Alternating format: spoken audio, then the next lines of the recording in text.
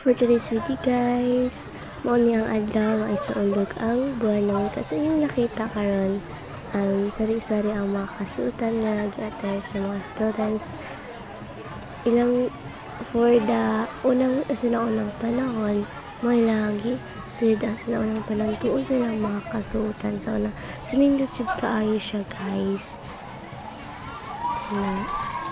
Nindot jud siya kaayo.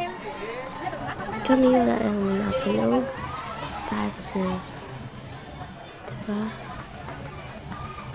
so may naigi pang kilig kay nagpartner man so yung anak kasadya sa buwan ng wika magpaso with my partner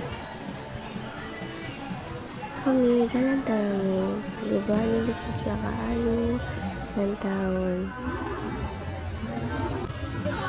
Kada taon dapat natin isaulog ang buwan ng wika at hindi natin kakalimutan na isaulog ito kasi dapat natin ipagmalaki ang buwan ng wika or ipagmalaki natin ang wikang Filipino. So dahil ito ang ating wikang pangbansa. So that's all guys.